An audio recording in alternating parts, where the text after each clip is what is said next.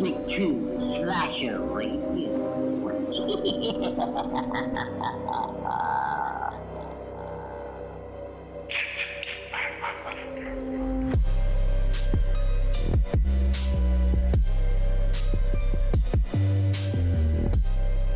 One of them is probably what we started with. I was kind of holding it to the end because I do feel it's a really big question. The lawsuit thing, we talked about it, everybody knows about it, and the stranglehold that these movies are in within the franchise. It seems like it's coming to an end, and now the question kind of is, now what do we do and who's going to do it? Honestly, I feel like, and we've talked about it amongst ourselves many times, of who is going to, like, who will direct these, who will write these, like, these movies when they do eventually start rolling. You should be the first candidate, in my opinion. If you did get approached that, hey, let's make an official Friday the 13th franchise movie, obviously you're not gonna, do you have a direction in mind of where you're gonna go? Are you holding anything back within the Never Hike Alone series with that in mind? Like, which way are you thinking of going with that? Well, I mean, it's a little bit more complicated of an answer now, because you have Brian Fuller doing the Peacock series Crystal Lake, which is going to, focus on the beginning and the origins of Jason.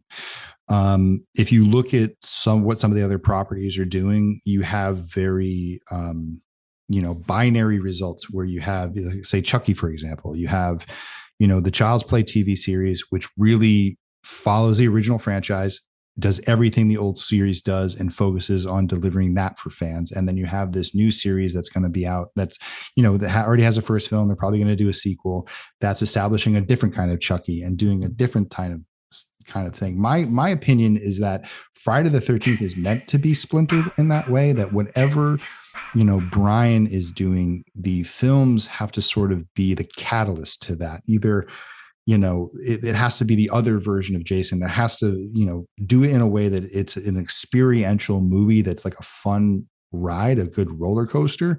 But at the same time, the way it should be set up is as a trilogy. I think that the Halloween series, as far as like a model, is a good thing to relate to say that, like, even though you can say what you want about how those things were executed, the fact that they went in knowing that they were going to make multiple movies, the fact that there was, that has to sort of live on. I would love to come in and design something that has a franchise tag to it. That's, as we're working on the first movie, we're setting up things for the second and the third movie. And there are things in Never Hike Alone and Never Hike in the Snow that were set up that took years to pay off by the time we took Never Hike Alone 2. But even something as little as Jason ripping out the battery in Never Hike in the Snow, that was written in there because eventually we got to the hospital and Jason rips all the batteries out of the cars there too. And it was sort of to be an extension of that. And that was an extension of the Friday the 13th video game, because he takes the cars out of batteries in the video game. So it was something that I was trying to sort of like, hey, this is something that's now a part of Jason's character. Let's make it one of his moves. Let's make it a signature thing. And so those are the types of things that I want to explore. Like, not what are the stories are going to be about? What are the signature moves going to be? And how are those things going to escalate and get even more exciting with each film? And I've said it publicly before, but I think that depending on what you do, if you did like a human version of Jason, I think it would be interesting to sort of go back to a story about Crystal Lake. And in my opinion, I think that there's some unexplored territory of like Steve Christie, because Steve Christie would have been there for the events of 1957. And I feel like something about either Steve Christie was supposed to be involved or somehow involved with Jason's death. And the reason why he's reopening Camp Crystal Lake is because it was basically his fault. And ever since that day, ever since Jason died, things have gotten worse. People got killed. He's trying to make up for it. He's tried to open the camp multiple times. He's been sabotaged. He's kind of going nuts. And all he wants to do is open this camp. And that the town is starting to suspect him and all of these different things. They don't realize that Jason has sort of been in the forest the whole time. Another movie would be about the hunting down of Jason, like a manhunt, sort of like Predator style version of Jason, where you have cops going into the movie, going into the forest to hunt down this person who has just created this mass murder spree. And all they know is there's a set of footprints leading into the forest, and this, team of deputies and state troopers have to go in and snuff out who they think is the killer, not realizing that it's actually someone else. Because at the end of the movie, they don't realize who the killer is. And a third film would deal with actual, like, what happens if Jason was actually caught, captured, and brought into a prison, and what would happen if they tried to execute him. Holy shit. And the whole third movie would be a prison break movie with Jason. And sort of like, you could reference Shocker in a way. You could, think about maybe some of the things that they've touched upon in the Halloween franchise, but I think it would be something new. And there would be a way to like take the victims of the first two movies, or the victims' families and the survivors of the first two movies. Everyone shows up for his execution, and then he breaks out, and everyone's stuck in the prison with him. And you have, inmates running around. You got Jason running around, and there's ways for him to sort of get, I think, utilize the sack in that movie, because they would have the executioner's sack they would have put on his head. So we would have reversed it, gone from the hockey mask to the sack, and then maybe brought the hockey mask some way that somebody brought it or something.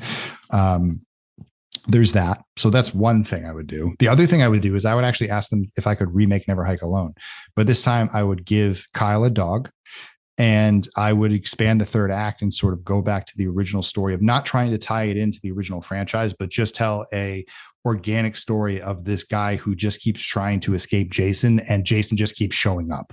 And that, like, it wouldn't just, like, sort of what we do with Never Hike Alone 2 is where, like, he shows up at the ambulance and the ambulance kind of pulls away and then more shit happens. Like, I feel like a fun version, like another alternate version of Never Hike Alone would be like, what if he gets everybody in the ambulance and Kyle has to get back on foot and keep going out of the forest on foot, and the story continues from there. Who else is he going to run into? What other things is he going to have to overcome? And being able to do it with a bigger budget and sort of do bigger stunts and have bigger stakes and all those things. You can have him bump into different people in the forest. And there's versions of the Never Hike Alone story. Like, there's even Never Hike Alone 3 in a way. If you can think about it, we tease it at the end of Never Hike Alone 2 about, the person who tries to pick up after Kyle's footsteps, and the fact that story would be about Hiker Man 5000 going out into the forest, trying to be like his hero hiker who went missing out in this area. And all of a sudden, the difference between Never Hike Alone 1 and this is the fact that this kid gets bullied by other YouTube channels. So those other YouTubers show up to make fun of him on his own stream. And they follow him around the forest and they start live streaming, which takes it up to another notch. That, like, there's this place that exists, and we wanted to sort of work that into the narrative too, that, like, they don't want you out there filming. They don't want you messing around, like, stay out of this area of the forest. And so what they end up doing is something that they never wanted to happen, which is they actually captured Jason on camera on a live stream, is what kind of leads to. But at the same time, they do disturb him and get, kind of run out. But there's this sort of bullying camaraderie story in the middle of it, but also a fun way to sort of bring the newer generation in. So there's different sort of styles, but I think all of these things can exist. Whereas if you have a Peacock series that is streaming and telling its own stories, you have films that are doing it. I think that these types of stories could also just exist as YouTube features, things that are just on streaming channels, just like live action versions of like the Batman animated films that they make. Like right now they're doing Crisis on Infinite Earth, part 1 and 2 and all that stuff. They're also making, Joker movies. They're making the Batman movie, James Gunn is going to do Batman. And then you have Matt Reeves doing Batman. Like, all these things are existing at different levels with different budgets, with different things. I think they need to start doing that with Friday the 13th, because, like, yeah, I would love it if they gave me the reins, but I think that there are other filmmakers out there that also want the reins. And I think that they should also have the ability to explore these things. Like, I'm trying to bring Friday the 13th into animation. I think that I'm trying to just get horror animation just on the map even more than it already is, but like to bring some of the heavy hitters to it, to show that there is some commercial use for animation, that you can expand on stories like that. Stories I just pitched you, The Defeated. I think that would make a great animated story. I could tell a Pamela story that would also be a great animated story. Jason X2 would be a great animated film. I mean, you know what I mean? Like 2D or 3D. Like, And that one's easy because you just have Jason crash into Earth 2, and then it gets polluted with like space radiation. So they send the nanobots in to clean up the bed of the lake. And in the process, the nanobots find Jason, rebuild him. He comes out of the lake, and you just start a whole new killing spree at the new crystal. I'm sold 100%. When do we get this? Right? And think about how much fun that would be in animation, and where you could take it, and you could really take it to that zany level, I think, with the animation stuff. And that's some of the things we want to explore. We're doing Ghosts in the Fog right now, which is a nice 7-minute short film that's going to be a part of our next campaign. Or we're doing a master cut of Never Hike Alone. So that's going to be Never Hike Alone, Never Hike in the Snow, Never Hike Alone 2, Disappear, and maybe some other things that we built over time, sort of all built as one fluid film because fans have been asking for that. And then on that, as a bonus thing, now we want to try to raise the money to do Ghost in the Fog. But a lot of that is like experimenting with, what does Jason look like in animation? What do kills look like in animation? And what does the camp look like in animation? And right now our team at Mako is building things in Unreal Engine, not like super crazy and like realistic, but like in that sort of Bruce Timm Batman animated world where it feels like quality animation, but it's something that can be made for a good price. And still kind of hit the bill. So like, I'm a believer that they've choked Friday the 13th for so long on content that as soon as this TV show comes out and it sets the bar, from there, they get everything else going and pivot: video games, movies, streaming specials, and everything. I mean, look at the way Godzilla is being handled right now too, with the way that Godzilla -1 was out. You had the Monarch TV series, you had Godzilla versus Kong, and you have the animated stuff that was coming on Netflix too. And for better, like, most of it's great, and it's all different, and it's all telling a story about the same character, and they're all completely different films. And so Jason is just one of those characters that has that carte blanche, the way that Michael does, the way that Freddy does, the way that Leatherface does, that you can put them in different situations and fans will not get tired of them. These are the ones that will last. Yeah. These are the Dracula franchise, Dracula, Frankenstein, monster, Wolfman, and Mummy of our generation. And that's who, like, it doesn't matter. Just line them up, keep telling stories. And for better or worse, we'll pick our favorite ones. Even the bad ones will be good sometimes. But, I want to see people trying to elevate the bar.